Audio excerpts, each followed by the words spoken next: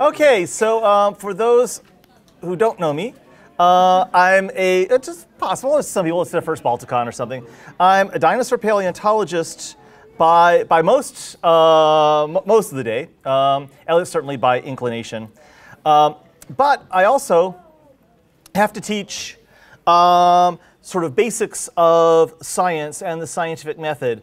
And so what I'm going to talk about here has sort of stemmed out of, stitched together from a couple different lectures in my Science and Global Change class, and before that, the Earth, Life, and Time class. And so I was invited to be part of the skeptics track here. So for those people who are into organized skepticism and so forth, there's not going to be a lot new for you guys. But for those who aren't, it might be something new. And this is sort of the 1-2 punch. So this is the one, is the sort of the methods behind it. So that's mostly what I'm going to focus on, are skeptical approaches. And we followed by Sharon Hill, who's going to talk about news of the weird, or weird news, or something of that effect. So actual stories. Well, they're actual stories. Maybe they might not be factual stories, but actual stories of the weird and paranormal that are out there. Sagan's Toolkit, Weird Science, Pseudoscience, and Skepticism. So why do we consider something skepticism, something pseudoscience? Because, why is it that, say, spending millions of dollars or billions of dollars to look at the atmospheres of exoplanets to look for the potential trace of life, why is that mainstream science? Why is SETI on the fringes of acceptable science, but really still science? It's sort of on the fringes in terms of what people will be willing to fund. As you all know from the last talk and other talks, this is one where a lot of citizens, rather than the mainstream funding streams of science, go to help. Why is that still science, but why are so far the claims of direct encounter with alien intelligences not? Or, to go closer to my field, why is looking for the biochemical markers of sponges in billion-year-old rock science, so the ghosts of ancient sponges is science, but going to a broken down house in Germany and playing around with radio frequencies, listening for English, not. So here's a definition, as it turns out, it's from Sagan, of what is pseudoscience. So it purports to use the methods and findings of science while in fact is faithless to its nature, often because it is based on insufficient evidence or because it ignores clues that point the other way. So the main focus of what I'm going to talk about is how we distinguish between science and pseudoscience. So I'll start by thinking like a pseudoscientist. Well, it's always good to start off with preconceived notions of what to believe. For example, if we were thinking about the current craze of searching in old houses to look for ghosts, they always start with the assumption that any unusual phenomenon is the disembodied conscious mind of individual human beings who are interested in and capable of interacting with living minds. That's a really specific hypothesis. When your data, such as it is maybe there's a blob of something that's a little warmer than something else, and I heard some creaky thing. And from that, search for evidence to support a preconceived idea and ignore evidence that would falsify a claim or belief. Disregard alternative explanations for a phenomenon. Hold extraordinary beliefs, so very non-parsimonious or non-consilient belief. And I won't talk about consilience later on, unless you force me. But I'll talk a little bit about parsimony. Accept flimsy evidence to support an extraordinary claim. Rely heavily on anecdotal evidence. Use a lack of tightly controlled experiments to test a claim, and employ very little skepticism, because skepticism really is the heart of science. So at first I thought I would say I'm not a professional skeptic, and it's true insofar as my day job isn't dealing with testing claims of the paranormal. So in some ideas, that's what a professional skeptic would be. On the other hand, I'm a professional skeptic because I'm a scientist.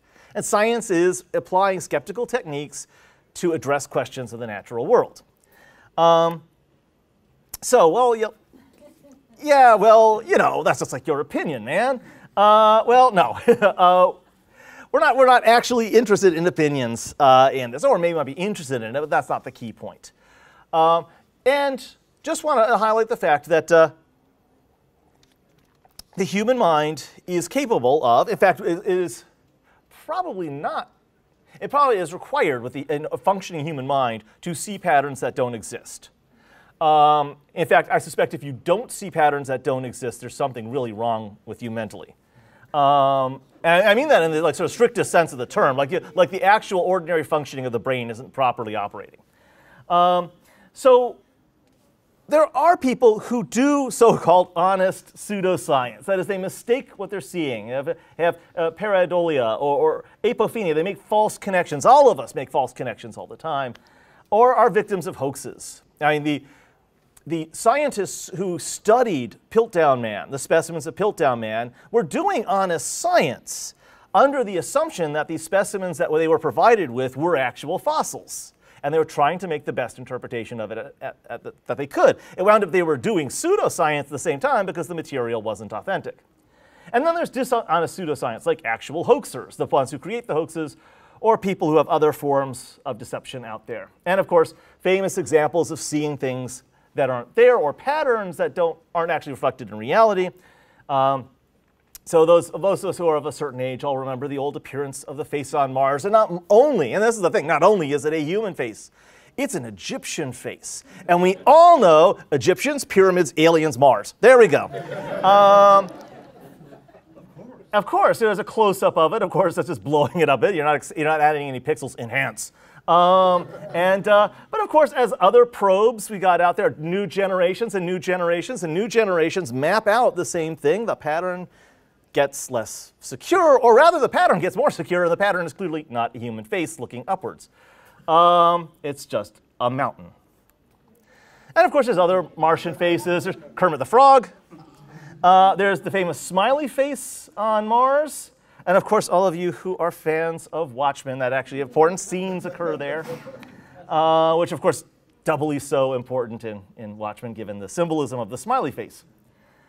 Unfortunately, we're at a point of time where every single basic cable channel that was founded with a mission of teaching and educating science and science-related material has very little new programming that actually deals with real science, and it puts plenty of money into programming that is either non-science, catfish ticklers, or is actually anti-science, like the damn mermaids, or ancient aliens. Von Daniken would have loved to have gotten some of that money. He only got, what, a couple of documentaries out of his stuff in his lifetime, and here they are churning them out, what is it, 3 seasons, 4 seasons they're into now? I don't know. And a lot of that is capable of happening because a lot of people don't know what science is. They think if you throw some equations in there, and you put on a lab coat, and so forth, then you're a scientist. And that's what science is. And they often fail to ask that most important of questions in science: if you were wrong, how would you know it? That's the most important question in science in every discipline. Now, the way how would you know it, is going to be different for different disciplines, and that's why they are different disciplines. But the basic premise is the same. So, which of course is skepticism. I has a skeptical, it says. So, one of the best write-ups about this approach is Carl Sagan's collection of essays, The Demon-Haunted World, Science is a Candle in the Dark. And specifically, most of what I'm going to talk about here comes out of Chapter 12, The Fine Art of Baloney Detection, which there's a lot of great chapters in there, and this is a really, really good one.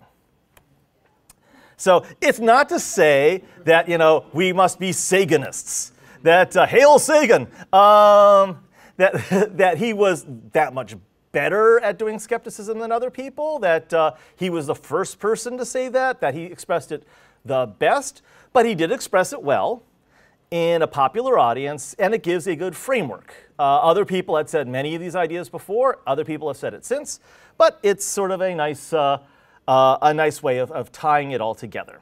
And so, as he described it, we have a toolkit, a set of mental disciplines we can use to apply to situations and questions about the natural world, or that have some manifestation in the natural world, let's put it that way, that we should be applying in order to see if we're dealing with a real phenomenon or if we're mistaken, if we're being tricked, either by other people or, more importantly and more commonly, by ourselves.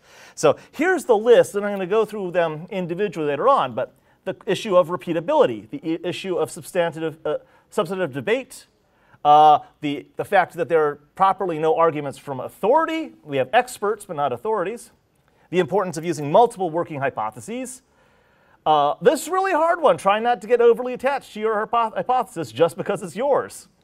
Scientists make that. Exactly. I'm going to say that. I say these are regardless of what we're examining, we should all be employing these, and we don't always do that. Quantify, if possible. If there's a chain of argument, every link in the chain must work, including the premise, not just most of them. The importance of parsimony, or Occam's razor, and the importance of falsification. So, and let's say, these things, as I said, we're not all original to Sagan by any means. We can go back to the foundations of modern science, the scientific revolution. So here's Francis Bacon. Argumentation cannot suffice for the discovery of new work, like new discoveries, since the subtlety of nature is greater many times than the subtlety of argument. And I know that Neil deGrasse Tyson got a lot of bad press recently by saying things about philosophers this last week or so. But so did Bacon. That's precisely what Bacon was talking about, that we are capable of coming up with lots of ideas in the sphere of words that might be interesting. And they might be interesting, but that's not science. It's important, but we also have to do this other step. We actually have to look at nature. It's not just argumentation. And as a part of that, we need repeatability, or the independent confirmation of facts. So wherever possible, there must be independent confirmation of the facts. Now, repeatability, and this is something that Ken Ham, in the recent debate with Bill Nye, and there's an old debating technique of creationists, is trying to put down any science that doesn't take place with test tubes. And say that, well, you can't repeat it. You can't do a new Big Bang. You can't go back in time and so forth. Repeatability doesn't mean you repeat the phenomenon. It's that you are capable of independently repeating the observations. So the Big Bang happened in our ancient past. We don't have to create a new one to look at it, but we can have multiple people looking at the same potential expression of it, and even better, find multiple different potential lines of evidence that point towards it and independently check them. So that's the key of repeatability. It's also the reason why there's occasionally some discoveries that make great headlines that you don't hear much about later on because they failed to get repeated. And the Pons and Fleischmann cold fusion is a classic example of that. The cometary impact as the cause of the Younger Dryas event and the die-off of Clovis technology and the die-off of Pleistocene North American mammals. Wow, that's a good comet. The primary evidence of that has failed to be duplicated in any lab other than the people who initially discovered it. So that's the reason it's not become mainstream science yet. After all, science is empirical. We need observations. Empiricism, evidence, or GTFO. And what is evidence? It's observations or data or measurements. Those are all different variations on the same idea. And that's the reason that science has certain types of limitations. We can only deal with phenomena that have some direct manifestation in the natural world. Now, the natural world is a pretty big place, so there's a lot of things that have manifestation in the natural world, but for those things that aren't, science doesn't really have a way of addressing it. And you'll find, yeah, so suppose you can't see about, can you, just for a moment, Your Honor, ignore the facts? Speaking of which, on the news yesterday, the House has passed a resolution, although I don't know if the Senate has, that forbids the Pentagon from making any plans that incorporate climate change. Now, yes. Now, the Pentagon was one of the first major organizations to realize the threat of climate change. And even back about 2003, they had a lot of white papers and so forth on this, because it's the job of the Pentagon to plan ahead at the decadal scale and the half-century scale and the century scale. They knew this stuff was coming. And you got to move your naval ports when sea levels change. That's infrastructure you got to build in advance. And plus, as changes could potentially produce national security threats, for example, when the north coast of North America becomes a blue water port, blue water surface, the Navy is going to have to defend it with more than icebreakers and submarines. There will need to be carrier fleets in the Arctic Ocean. And you got to plan in advance for that. So, you can't just ignore the fact. Or you can try to, but nature will slap you. So, and there needs to be substantive debate and recognizing that there aren't arguments from authorities. So here are the quotes from Sagan's chapter. Encourage substantive debate on the evidence by knowledgeable proponents of all points of view.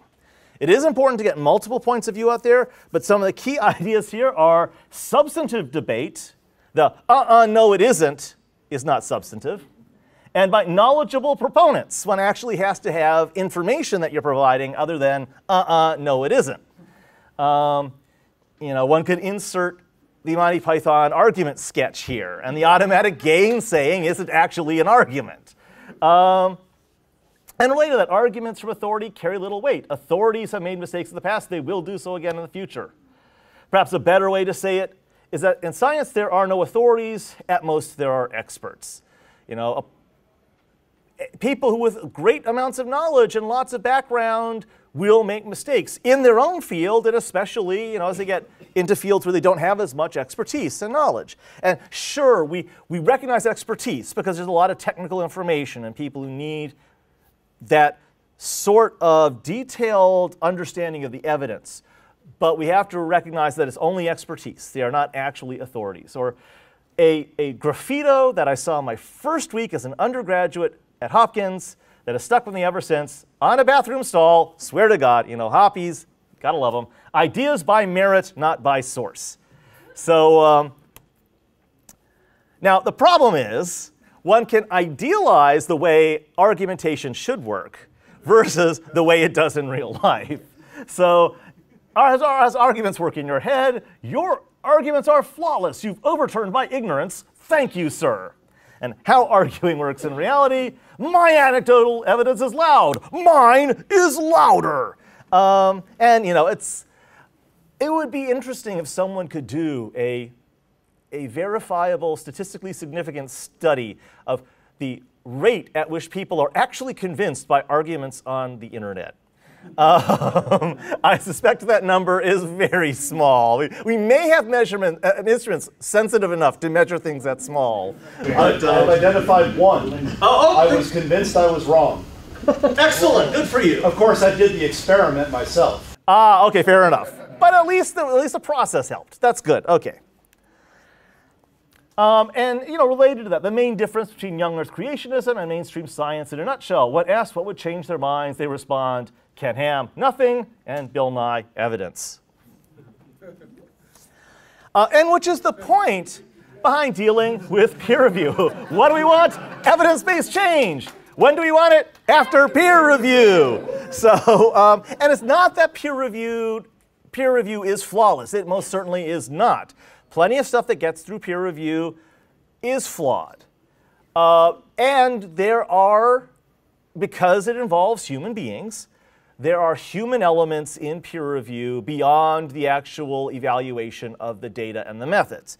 That said, it does represent a round of analysis and counter-analysis of the study prior to it becoming available to the general public. So it does represent a first go-through, a filter in the process of making material available. So it is by no means perfect, but it has its place. So yeah, nice study you got there. It'd be a shame if we're being subjected to peer review. A very important idea that is sometimes people don't get this is the idea of multiple working hypotheses. And that, we'll use always Sagan's quote first. Spin more than one hypothesis. If there's something to be explained, think of all the different ways in which it could be explained. Then think of tests by which you might systematically disprove each of the alternatives. And this is a lot of what basic science is designing experiments where it will yield one set of results under certain operations, under certain hypotheses, and a different set of results under another one. And that way we start filtering out the incorrect ones. And remember, we don't, technically speaking, we don't prove things in science. We fail to disprove it again and again and again. But we can disprove things. And so a lot of, say, cosmology is designed to look for phenomena that would operate under one condition, under one sort of cosmic arrangement, and not under another. And similarly with abiogenesis. And one of the issues with abiogenesis isn't that, so the origin of life from non-living things, isn't that we don't know how it could happen. It's that we have multiple different ideas of pathways by which it could happen, and we don't know which ones it could be. And so trying to sort out which are the most likely ones on Earth, which would not necessarily be the same ones that would be most likely on other worlds, is a big part of what people in abiogenesis studies are doing. So yeah, sometimes your hypotheses don't work out. And of course, there's the ever important null hypothesis. That is to set up a hypothesis, well, the one that must be disproven to begin with in order to say you're even dealing with a phenomena to study. And so I can't believe schools are still teaching kids about the null hypothesis. I remember reading a big study that was conclusively disproved years ago. Yeah, so, and here's the big one, as you pointed out. This is every field, everyone hates to get rid of your own children. Try not to get too attached to your own hypotheses, just because it's yours. It's only a way station in the pursuit of knowledge. Ask yourself why you like the idea. Compare it fairly with other alternatives. See if you can find reasons for rejecting it. If you don't, others will. And I've had a couple of major hypotheses that came out of my dissertation work have failed with new discoveries out of China. And yeah, it sucks, but that's the nature of the beast. And we'd rather get the correct information, well, I hope most of us would, than simply promoting a hypothesis long after the data have rejected it. So, and that's a problem, not sure if the evidence proves my theory or confirmation bias. So you got to watch out for that. Quantification. I'll do Sagan's quote again first.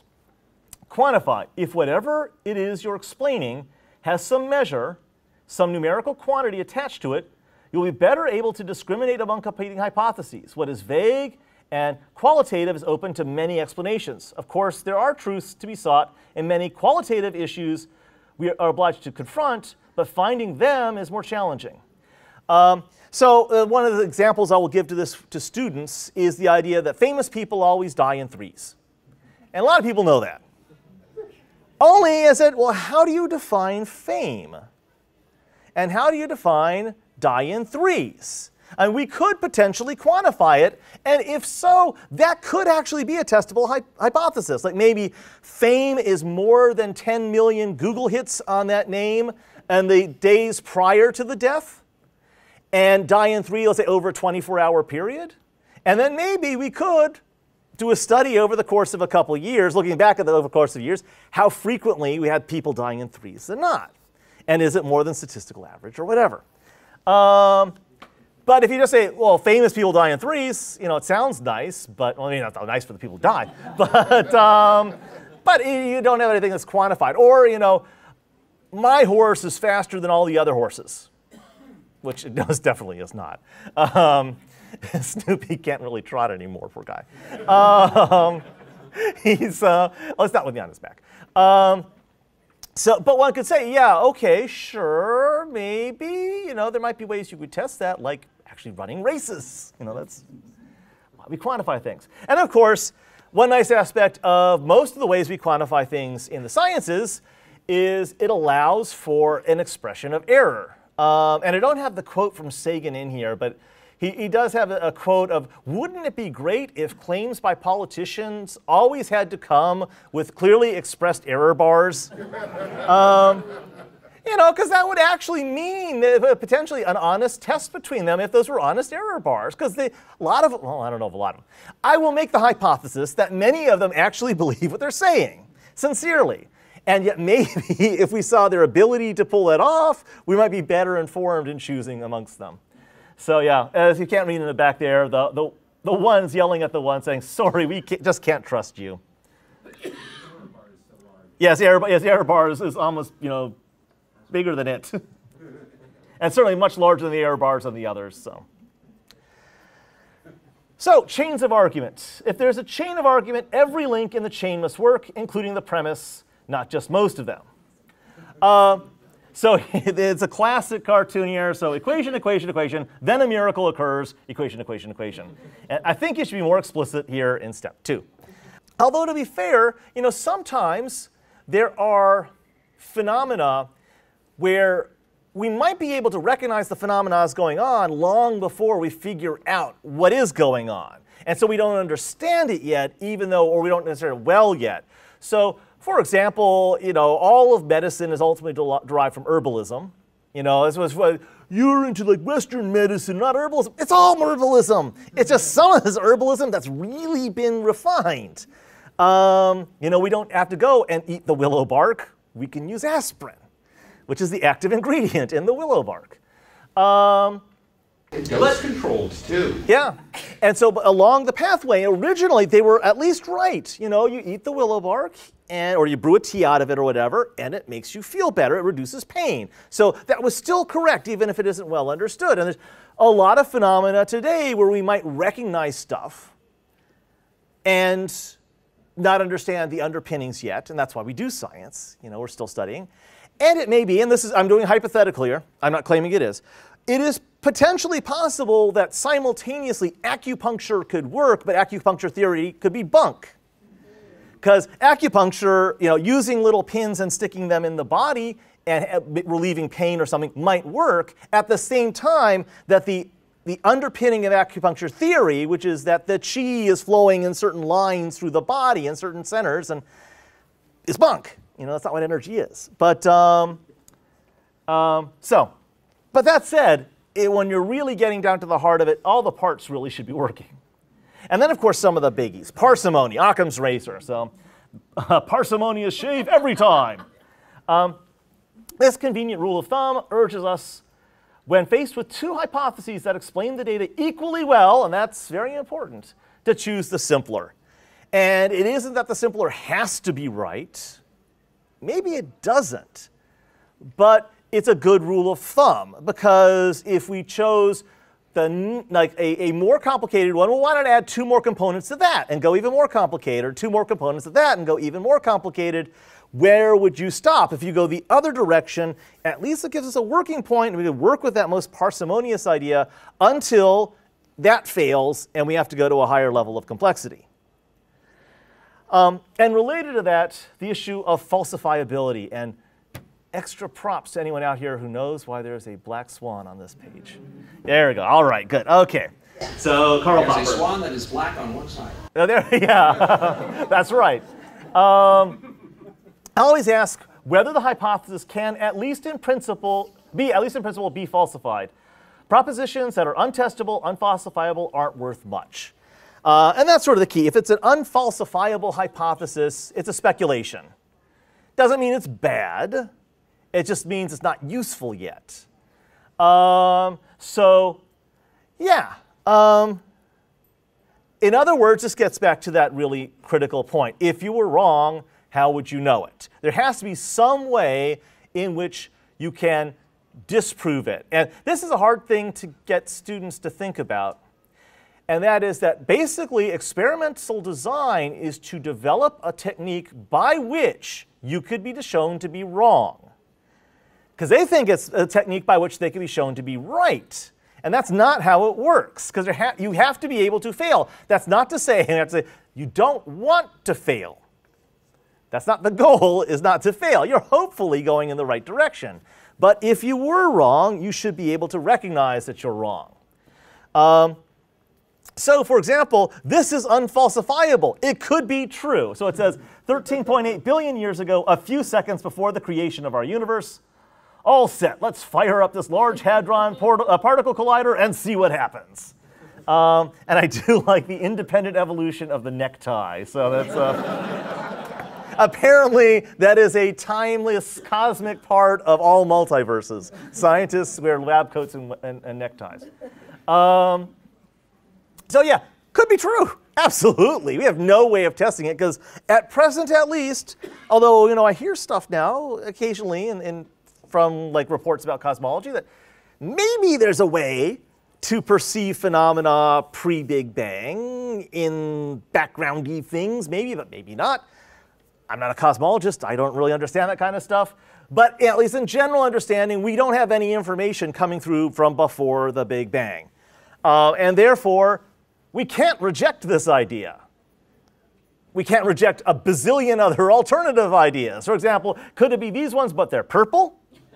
Or these ones, but they're green, but have 3 eyes? I mean, there's a whole sphere of possibilities. Bow ties. Exactly, bow ties. So, what a nice hypothesis you got there. We shame if someone were to test it. Or classic science. If you don't make mistakes, you're doing it wrong. If you don't correct those mistakes, you're doing it really wrong.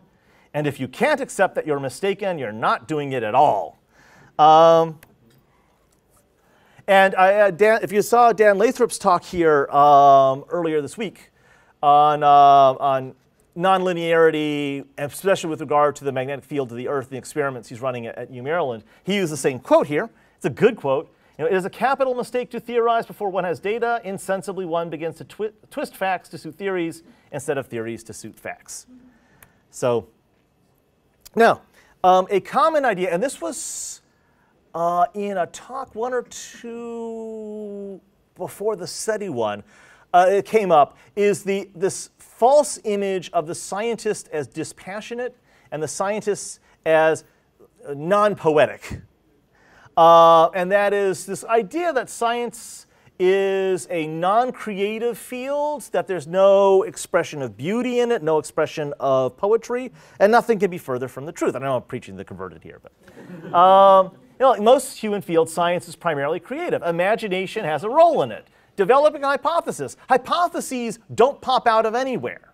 They just don't pop out of nowhere. No one has developed yet an AI that really can independently come up with a hypothesis to test. There are great machines to test them. And maybe that might be a good idea of a Turing test. Something that could actually come up with a brand new hypothesis. Or a way of designing an experiment, of putting together a set of potential observations where you would take measurements and under one scheme, so you get certain results, and under another one you get different ones, and especially in creating theories and overarching explanations for sets of phenomena.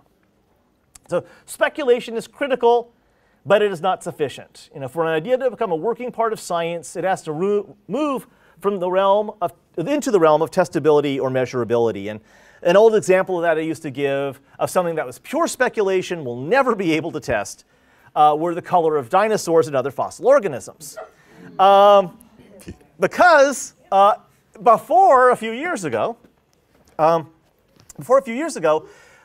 we didn't have any good method by which we could test the potential colors of fossil organisms. We knew they had colors. It wasn't all sepia tone, because they lived before the 1950s. But we have no way of testing. It turns out that maybe, although this is beginning to come into question, there actually is a big debate going on right now.